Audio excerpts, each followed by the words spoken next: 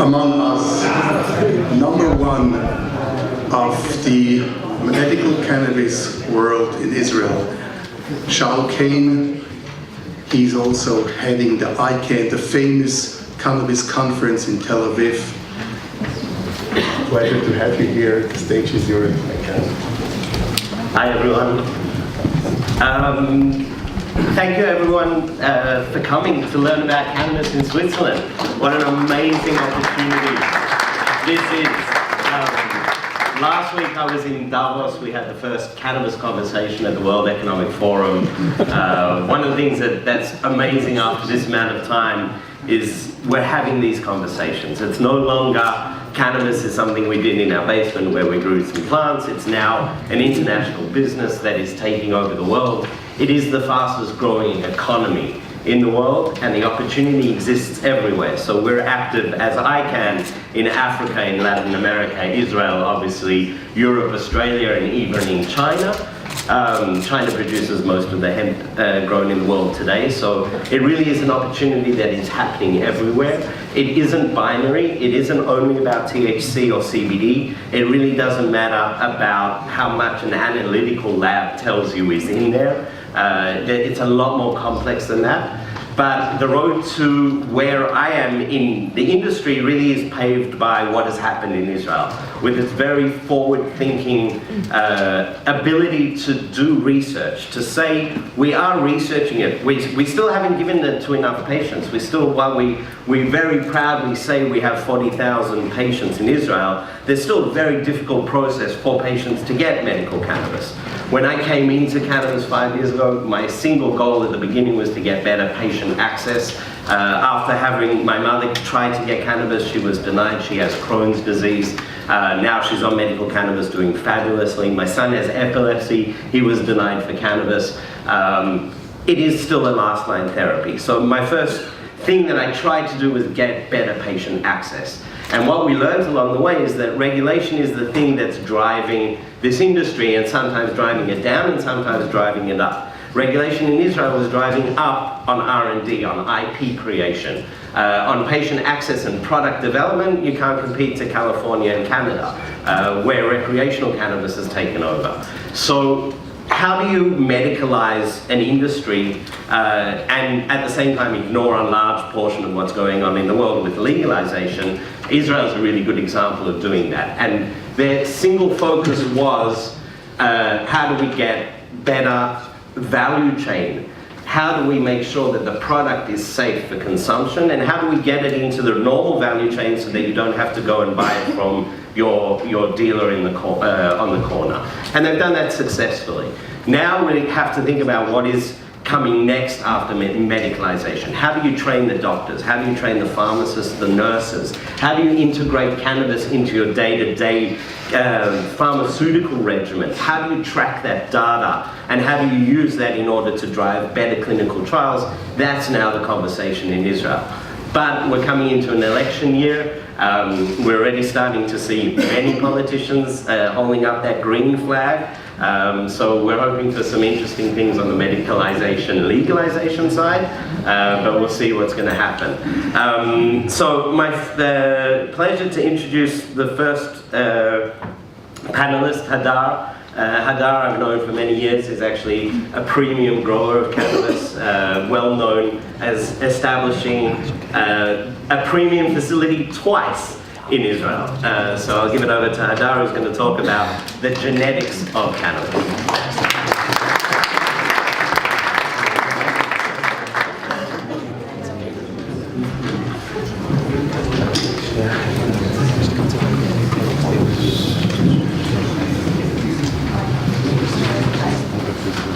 Okay, everybody hear me. So I'm a scientist, I'm not a grower. I spent all my life in science, both in the pharmaceutical industry and the agricultural industry. And as you heard, there is some potential, pharmaceutical potential in that plant. But I'm going to show you that there is still a long way from the plant to the pharmacy. And basically currently there is two main approaches. the approach of one variety per indication, so I will have one strain for pain and one strain for epilepsy and one strain for any new indication. And this is being driving both from people that used to grow and want to be able to access the patient directly, and from a view that there is many things in that plant and there is an entourage effect, and that you cannot just take a single molecule and create a drug out of it. And the second approach is chemical composition per indication, like pharma industry is working for many years. So you take different molecules, extract them from the plant, purify them, and eventually recombine them in a very consistent way, do the validation, and have a drug. I'm going to claim that one of those approaches is a possibility, and the second is not, and I will explain why. So, this is a well-known equation from physics, but in biology there is another one which says that the phenotype is a potential which is in the genetic and also the environment. And the environment is never consistent. This is why in biology you always have variability. And when you want to develop a drug, you want it to be consistent. So even if you look on a single plant, which is genetically identical, is growing in the same place, each fruit is different, and in the same parallel, each flower of a cannabis plant is a bit different. And this is not suitable for a drug. Secondly, and this is just very, very high-level breeding, not very technical, but the essence of breeding is that you have the genetic variation for a specific species, and you have your objective, a specific target. And then you can do your breeding. And up to now, after thousands of years of breeding, from the starting of the agriculture, we know to breed only for 3 traits. One is yield, the second is resistant to disease or pest, and the third is quality trait, like color, like sugar level, protein level, and that's it. And why we know to breed only for that very simple trait? The breeding starts with a cross between 2 plants or 2 animals or whatever you want to breed, and then you open a population, and the population has different phenotype on the trait that you are looking for. And the third cycle is a selection. So I want an orange carrot, so I will take just the orange carrot and continue the process to the new generation. So the critical, the 2 first steps are very technical. You just cross and you open the population. The selection part, this is a critical part in breeding. You first need to know what you're looking for, and you need to have an efficient way to select it. So let's say the selection objective need to be, of course, objective. Otherwise, each breeder will select something different. It needs to be easy to measure and efficient to measure, and very, very fast to measure, because when you open a population in a normal breeding program, you will have thousands of plants. Each one is different. And you will not open one population, you will probably open several populations. So if you're not very efficient, then it will take years. Pain, for example, is a very simple indication. So I'm a breeder, now I open 1,000 plants.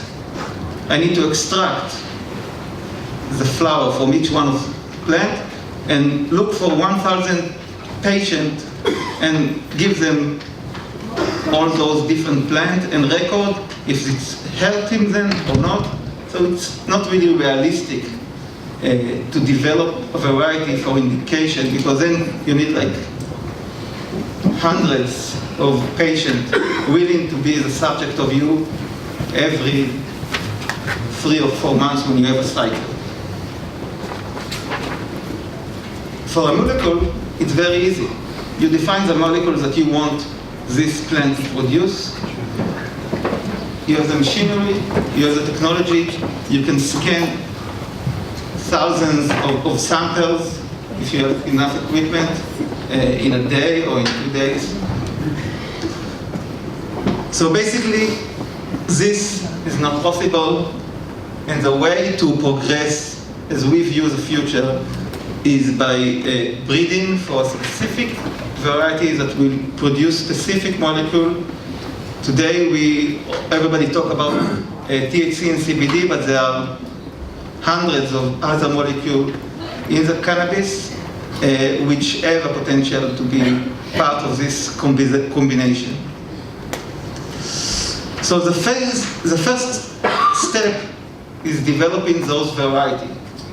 And this is something that seed companies are doing for years, and probably when the legislation will progress, the big player of the seed company will come into the business. Today, you can already see signs of small company trying to become seed companies.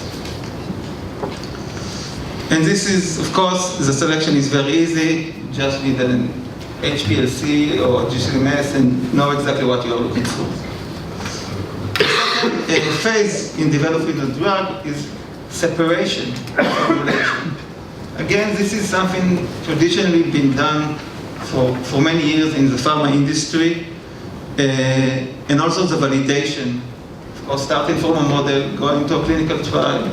This has also been done mainly in the pharma industry. So if we are looking on those 3 steps needed to happen in order to cannabis become a regular drug that you can prescribe to a patient based on information that was accumulated. So there is the seed industry that need to come first. Then there will be growing, which is basically like any other crop. And then the 2 other phases are in the big pharma playground. For sure, there will be in the beginning some small company developing different aspects in that chain, but I think that eventually it will all transfer into those big players. Questions? Okay.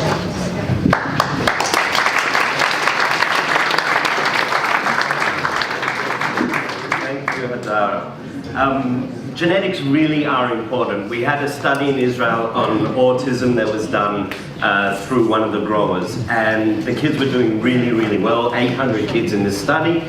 And it was a specific ratio of THC to CBD. It was a 5-to-1. They ran out of that genetics, and the grower replaced it with different genetics, also a 5-to-1. So he was not doing anything unethical according to the protocol. Everything was fine because they were measuring according to a binary scale of how much CBD and how much THC was in there.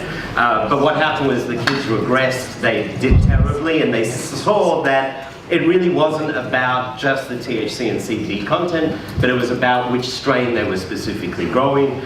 We ended up going to Dedi Meiri's lab in the Technion. He did a full screening of the 112 strains that are currently in Israel, and we found one that closely matched the one that they were originally given. We got them back on it, and the kids are doing great. So genetics and controlling that system is really, really important.